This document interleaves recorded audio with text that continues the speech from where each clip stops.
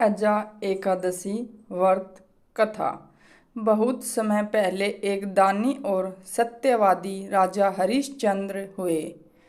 राजा हरिश्चंद्र इतने प्रसिद्ध सत्यवादी और धर्मात्मा थे कि उनकी कीर्ति से देवताओं के राजा इंद्र को भी डाह होने लगी। इंद्र ने महर्षि विश्वामित्र को हरिश्चंद्र की परीक्षा लेने के लिए उकसाया। इंद्र के कहने से महर्षि विश्वामित्र जी ने राजा हरिश्चंद्र को योग बल से ऐसा सौपन दिखलाया कि राजा सौपन में ऋषि को सब राज्य दान कर रहे हैं। दूसरे दिन महर्षि विश्वामित्र अयोध्या आए और अपना राज्य मांगने लगे। सौपन में किए दान को भी राजा ने स्वीकार कर लिया और विश्वामित्र जी को सारा राज्य दे दिया। महाराज हरिश्चंद्र पृथ्वी भर के सम्राट थे। अपना पूरा राज्य उन्होंने दान कर दिया था। अब दान की हुई भूमि में रहना उचित न समझकर स्त्री तथा पुत्र के साथ वे काशी आ गए, क्योंकि पुराणों में यह वर्णन है कि काशी भगवान शंकर के त्रिशूल पर बसी है। अतः वह पृथ्वी में होने पर भी पृथ्वी से अलग मानी जाती है। अयोध्या से जब राजा हरिश्चंद्र जब चलने लगे तब विश्वामित्र जी ने कहा, जब तप दान आदि बिना दक्षिणा दिए सफल नहीं होते। तुमने इतना बड़ा राज्य दिया है तो उसकी दक्षिणा में 1000 सोने की मोहरें और 2। राजा हरिश्चंद्र के पास अब धन कहाँ था। राज्य दान करने के साथ राज्य का सब धन तो अपने आप दान हो चुका था। ऋषि से दक्षिणा देने के लिए 1 महीने का समय लेकर वे काशी आए। काशी में उन्होंने अपनी पत्नी रानी सेवैया को एक ब्राह्मण के हाथ बेच दिया। राजकुमार रोहितास छोटा बालक था। प्रार्थना करने पर ब्राह्मण ने उसे अपनी माता के साथ रहने की आज्ञा दे दी। स्वयं अपने को राजा हरिश्चंद्र ने एक चांडाल के हाथ बेच दिया और इस प्रकार ऋषि विश्वामित्र को 1000 मोहरें दक्षिणा में दी।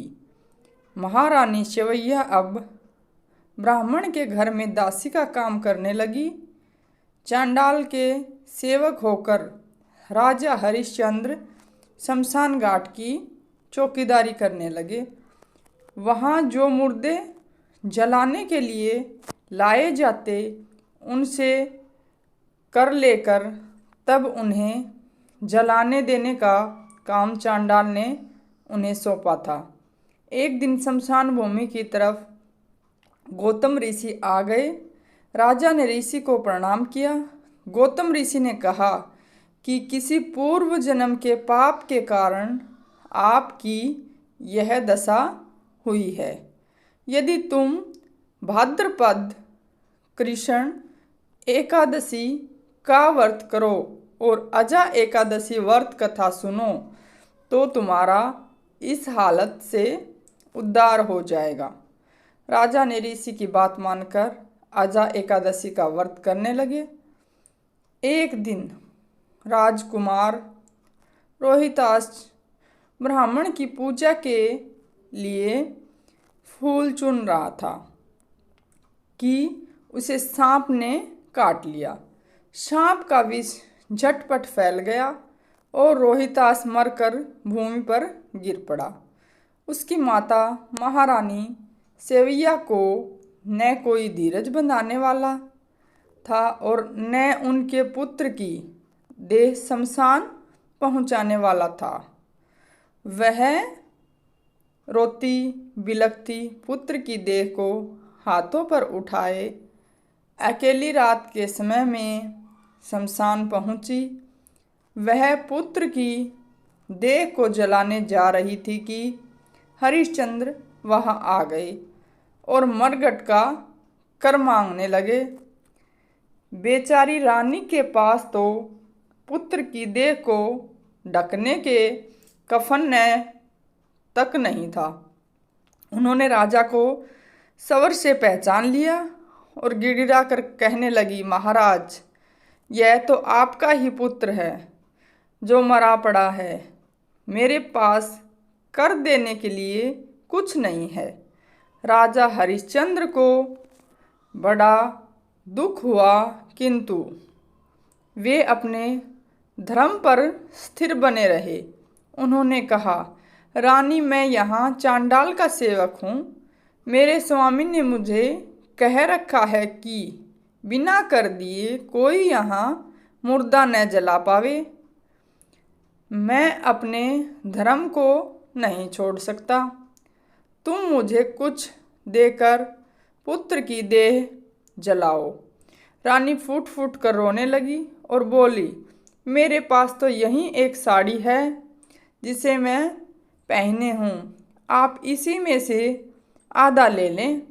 जैसे ही रानी अपनी साड़ी फाड़ने लगी, वैसे ही वहाँ भगवान नारायण, इंद्र, धर्मराज आदि देवता और महर्षि विश्वामित्र प्रकट हो गए। महर्षि विश्वामित्र ने बताया कि कुमार रोहित मरा नहीं है। यह सब तो ऋषि ने योग माया से दिखलाया था। राजा हरिश्चंद्र को खरीदने वाले चांडाल के रूप में साक्षात धर्मराज थे। सत्य साक्षात नारायण का स्वरूप है। अजा एकादशी व्रत करने के प्रभाव से तुम्हारे पाप नष्ट हो गए हैं। सत्य के प्रभाव से राजा हरिश्चंद्र महारानी सेवैया के साथ भगवान के धाम में चले गए। महर्षि विश्वामित्र ने राजकुमार रोहितास को अयोध्या का राजा बना दिया। यह थी भाद्रपद कृष्ण अजा एकादशी व्रत कथा। हम आशा करते हैं कि आपको अजा एकादशी व्रत कथा पसंद आई होगी। धन्यवाद। महत्व। अजा एकादशी के महत्व का वर्णन भगवान श्री कृष्ण ने युधिष्ठिर से भी किया था। युधिष्ठिर बोले, हे भगवान, आप कृपया कर भाद्रपद एकादशी का वर्णन कीजिए।